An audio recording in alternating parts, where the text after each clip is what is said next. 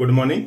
आज के इस वीडियो में बात करते हैं हार्ट कैसे स्वस्थ रहे, उसके लिए किस टाइप की दिनचर्या खान पान को अपनाया जाए, क्योंकि आज की डेट में हार्ट से संबंधित बीमारियां काफी देखी जा रही हैं और काफी लोग दुखी हैं, पैसा बर्बाद हो रहा है, हेल्थ भी। वीडियो के अंत तक पूरी बातें समझिए, कुछ बातें आपको जरूर समझ में आएंगी और वो काम की होंगी और आपको किसी न किसी तरीके से हेल्प करेंगी। तब स्टार्ट करते हैं अब हार्ट के बारे में। तो देखिए, जो लाइफ जो ओरिजिनेट होती है एक सेल से, उसका नाम है जाइगोट। एक सबसे छोटी सेल, उसका नाम है जाइगोट। और जाइगोट बनता कैसे है? स्पर्म और ओवा दो सेल के मिलने से बनता है। यानी एक स्पर्म सेल है, एक ओवा सेल है, दोनों आपस में फ्यूज कर जाती हैं, क्या बन जाता है? जाइगोट। और फिर यही डिवाइड होता है, एक सेल, दो सेल में, चार सेल में, इसी तरीके से डिवाइड होते होते कई सेल बना लेता है। और कई सेल बनाता है, उसके बाद फिर अंग बनना स्टार्ट होते हैं, यानी ढेर सारी सेल, उसके बाद टिश्यू बनता है। और टिश्यू जब डिफरेंशिएट होता है, टिश्यू डिफरेंशिएट होगा, तब कई अंग बनेंगे। और उसमें सबसे पहले जो बनता है वो क्या है? हार्ट है। यानी शरीर में सबसे पहले बनने वाला अंग क्या है? हार्ट है। अब समझिए, किडनी लीवर कुछ भी नहीं बना है, हार्ट बन चुका है। हार्ट ही सर्कुलेशन करता है, पंप करता है ब्लड और ऑक्सीजन को पूरी शरीर में जो डेवलप हो रही है, और वहां से पूरी इम्प्योरिटीज को, अशुद्धियों को इकट्ठा करके वापस ले आता है लंग तक और किडनी तक। किडनी फिल्टर करके बाहर करती है और लंग बाहर करता है फेफड़े से। तो इस तरह से पूरी प्रक्रिया चलती रहती है और जीवन भर चलती है। यानी ये ब्लड को पंप करेगा, न्यूट्रिएंट और ऑक्सीजन पूरी सेल तक जाएगा, और सेल की जो इम्प्योरिटीज होंगी, जिसको आप अपशिष्ट पदार्थ बोलते हैं, उसको वापस लाएगा हार्ट तक। फिर हार्ट उसको पंप करेगा कहां तक? लंग तक और किडनी तक। और ये दोनों बाहर निकालते हैं शरीर से जो भी अशुद्धियां हैं। तो इस तरह से पूरा प्रोसेस जीवन भर चलता रहता है। अगर डेवलप हार्ट की बात करें, यानी जो हार्ट एकदम डेवलप हो चुका है, अगर उसकी बात करें तो क्लियर सा है कि हार्ट में कुल 4 चैम्बर होते हैं। हार्ट में कुल 4 चैम्बर होते हैं। तो इस तरह से देखिए, मान लीजिए हार्ट है ऐसे ऐसे, इसमें कुल 4 चैम्बर हैं। सबसे खास बात, आप सोच रहे होंगे कि अपेक्स ए वाला पोर्शन है, तो ए वाला पोर्शन अपेक्स नहीं है, अपेक्स ए है। एक इंफॉर्मेशन कि हार्ट का जो अपेक्स है वो लोअर वाला पोर्शन होता है, और जो बेस होता है वो अपर वाला पोर्शन होता है। और पूरे 4 चैम्बर में बटा हुआ है। तो ये जो है ऊपर वाला पोर्शन और नीचे वाला पोर्शन। ऊपर वाले पोर्शन को एट्रियम बोलते हैं, ये एट्रियम है, और ये क्या है? वेंट्रिकल है। तो 2 एट्रियम होते हैं और 2 वेंट्रिकल होते हैं। इनका आपस में कनेक्शन भी होता है। तो ये देखिए, ये लेफ्ट वाला पोर्शन है, तो इसमें 2 वाल्व पाए जाते हैं, और राइट वाले पोर्शन में 3 वाल्व पाए जाते हैं। तो यहां पे जो है वाल्व होता है, और इधर भी एक वाल्व है, ठीक है। तो ये लेफ्ट साइड का है और ये राइट साइड का है। जैसे आप ऐसे इस तरह से खड़े हैं ऐसे, तो हार्ट इस तरफ है, बाएं तरफ जहां पे आपकी जेब होती है, जस्ट उसी के आसपास, जेब के आसपास हार्ट होता है। और ऐसे अगर आप खड़े हैं तो इस तरफ वाला पोर्शन हार्ट का, इधर वाला पोर्शन क्या होगा? राइट वाला पोर्शन। इधर वाला क्या होगा? लेफ्ट वाला पोर्शन। तो राइट वाला पोर्शन थोड़ा स्ट्रांग होता है, उसमें 3 वाल्व लगे होते हैं, तो 3 वाल्व होते हैं, ट्राइकस्पिड वाल्व बोलते हैं उसको। और इधर वाल्व जो होते हैं उसमें 2 कस्प लगे होते हैं, तो उसको बाइकस्पिड वाल्व बोलते हैं। और हार्ट की जो दीवार है ये, उसको मायोकार्डियम बोलते हैं। ये मायोकार्डियम, एंडोकार्डियम, इपिकार्डियम, 3 लेयर से मिलकर बनी होती है हार्ट की वाल। हार्ट की वाल में 3 लेयर होती हैं, मायोकार्डियम, इपिकार्डियम, एंडोकार्डियम। बाहर की तरफ इपिकार्डियम, बीच में मायोकार्डियम, सबसे अंदर वाला क्या है, एंडोकार्डियम। अब देखिए हार्ट का जो काम है ये पूरे शरीर में ऑक्सीजन प्लस न्यूट्रिएंट पहुंचाता है,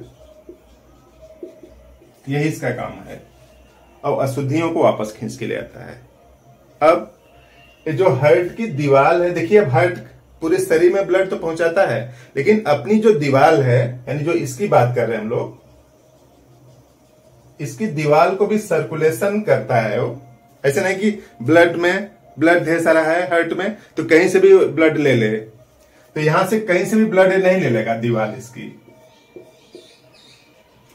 इस हार्ट की दीवार को भी ब्लड सप्लाई करने के लिए अलग सिस्टम है। ऐसा नहीं कि पूरे शरीर का ब्लड हार्ट में आता है तो कहीं से भी ले ले, तो कहीं से भी वो नहीं ले लेगा, उसके लिए एक सिस्टम बना हुआ है। तो देखिए यहां पे इस तरह से ऐसे, और एक आर्टरी होती है जिसको बोलते हैं कॉरोनरी आर्टरी।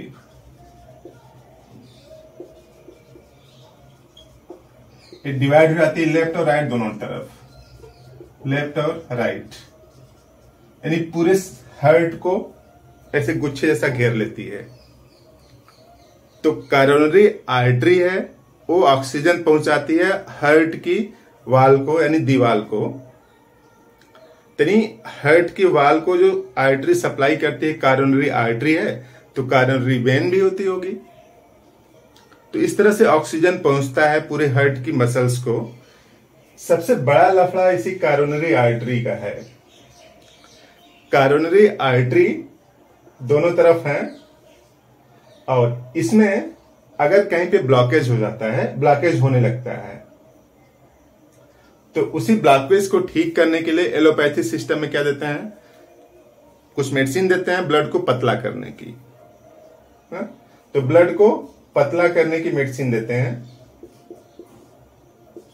ब्लड थिनर जिसको बोलते हैं, ताकि यहां पे जो ब्लॉकेज है, पार्शियल ब्लॉकेज हो सकता है, कंप्लीट ब्लॉकेज हो सकता है, तो यहाँ पे जो ब्लॉकेज है यानी जो सकरापन है उसको ठीक किया जा सके, ब्लड आसानी से फ्लो हो सके।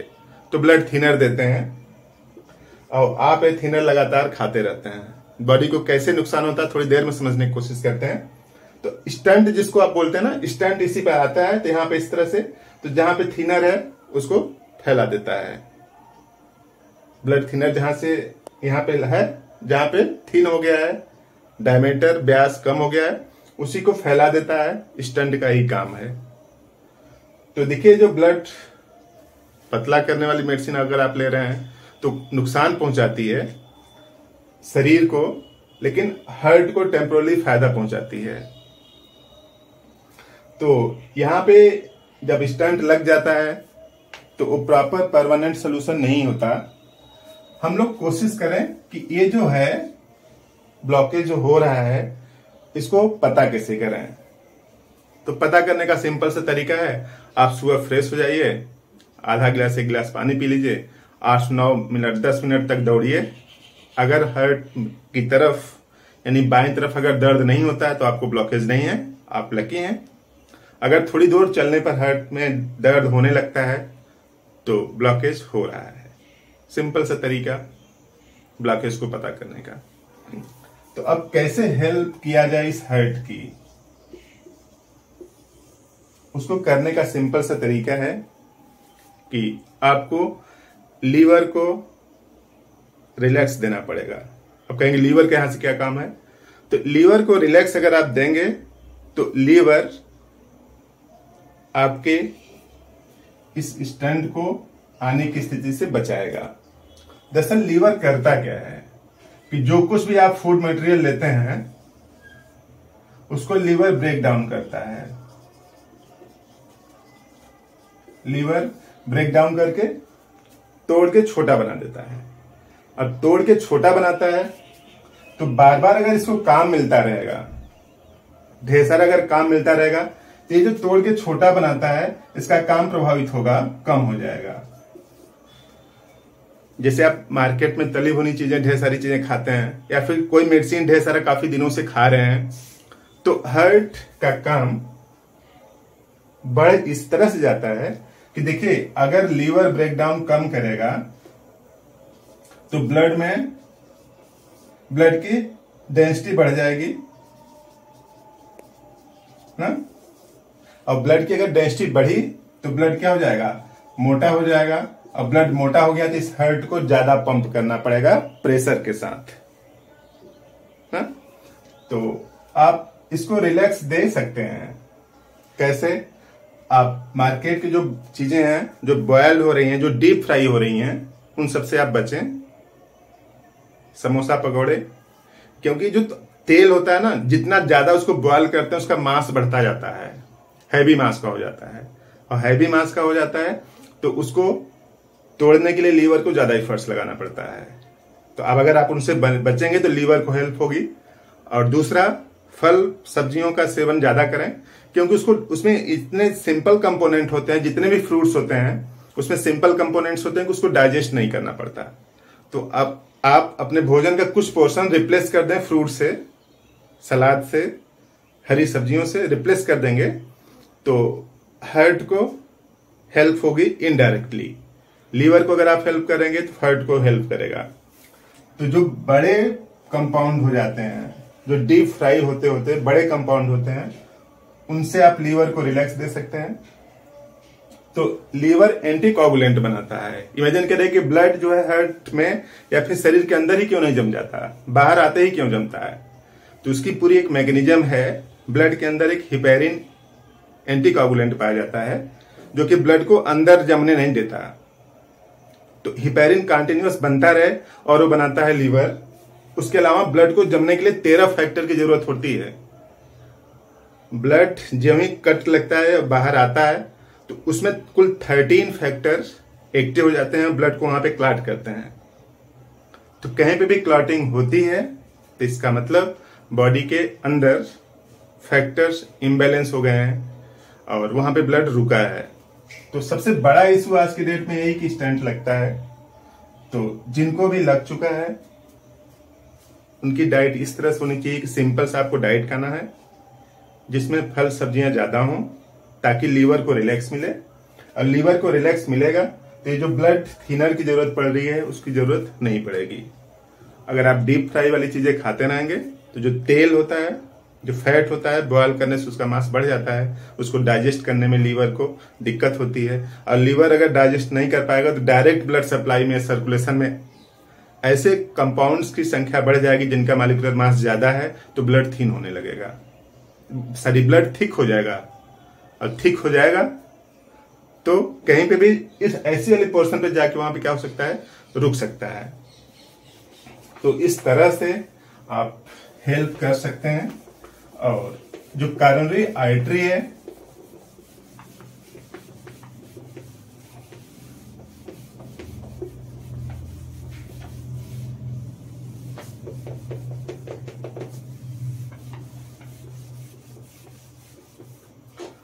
उसी में ब्लड अगर स्टॉप करेगा, ब्लड अगर रुकेगा,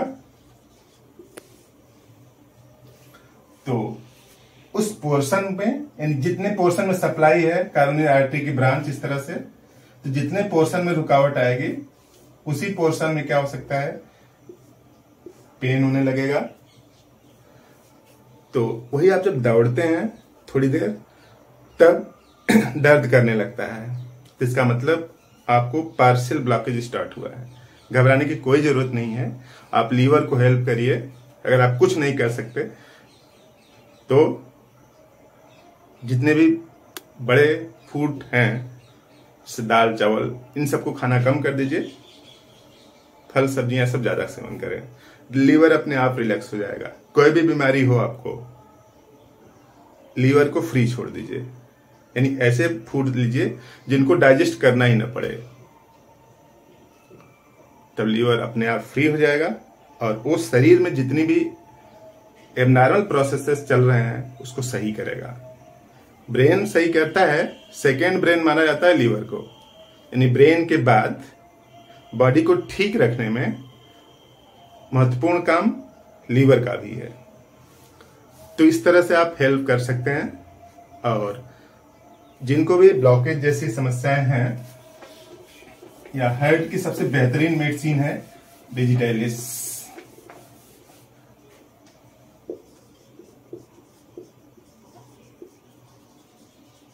डिजिटैलिस क्यूर, इसका मदर टिंचर लें 15 बूंद हाफ कप पानी में घोलकर।